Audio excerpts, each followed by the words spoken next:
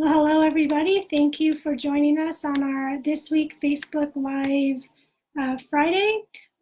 Today we're going to do something a little bit different. I have my assistant here, Andrew, as we look at the spinal pattern, and the reflex today is the Tonic Labyrinthine Reflex.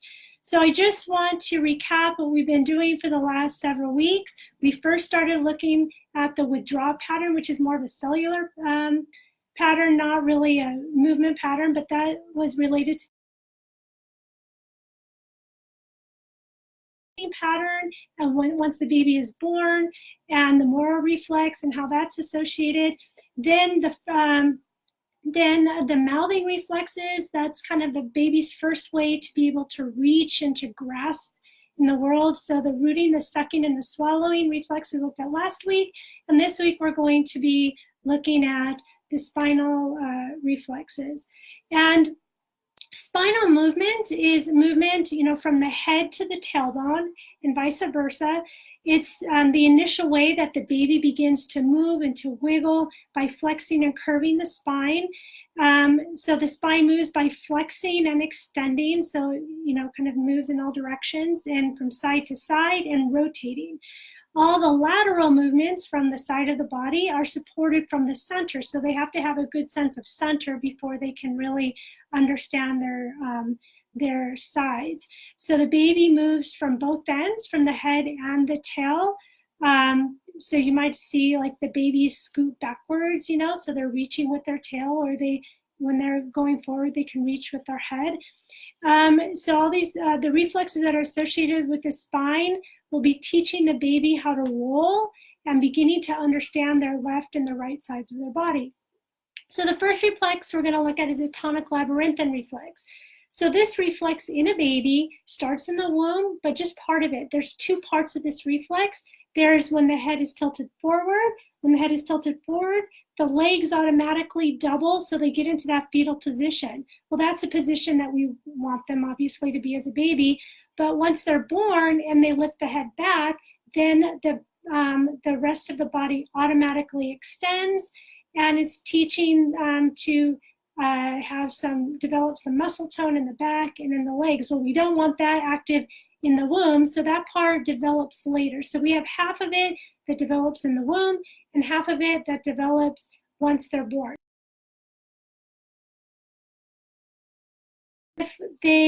If a child does not integrate, so the baby, by lifting his head a lot, is going to help integrate that back reflex, for example.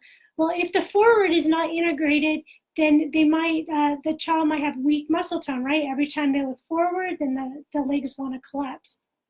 Or if it's not integrated looking back, they might have tense muscles in the back and in the back of the legs. Usually it's, if it's unintegrated, it's usually one of the other positions, not in both.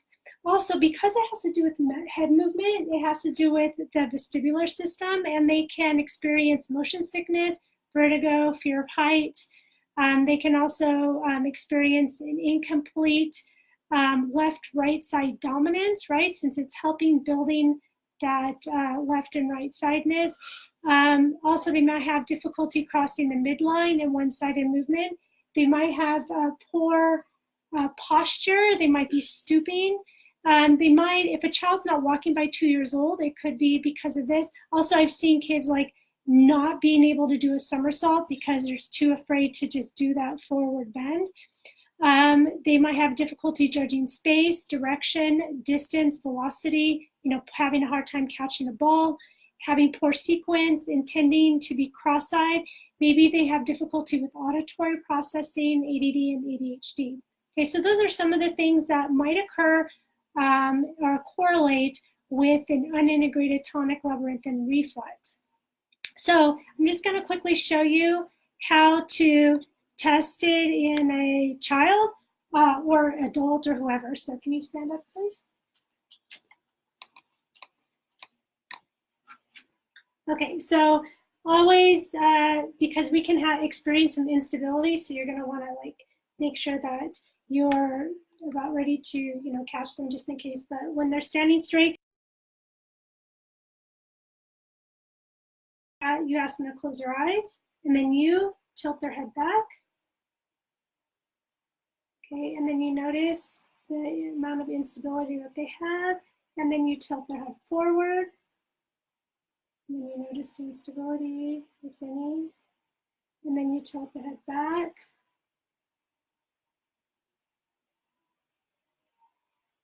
And forward. You do it like twice, just to see. Okay, so he is pretty integrated. He had a little bit of instability in the back, so I might want to do a couple things, but in general, he's really stable. We've worked on this over the years, on and off, whenever we notice that, that if there's some residual instability. So what I want to do is I want to show you what are a couple things that you can do to support this. So just 2 quick things that you can do, so lie on your back.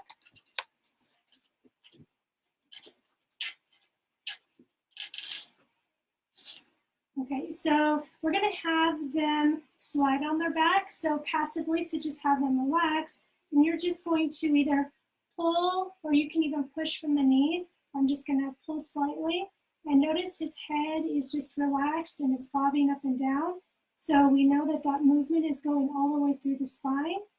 If you notice that the head stops and it becomes rigid, then you know that you might have activated a fear paralysis, so we don't want that, so we need to stop that right away, because the vestibular movement, if they're very sensitive, it might activate the fear paralysis.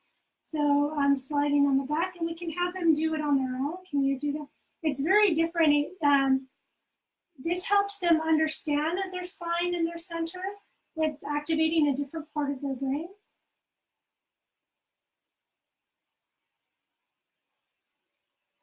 Yeah, awesome. So what you're going to notice is that oftentimes the child is not going to be able to pick up that movement on his own. So they're going to need a lot of practice because they don't know how to.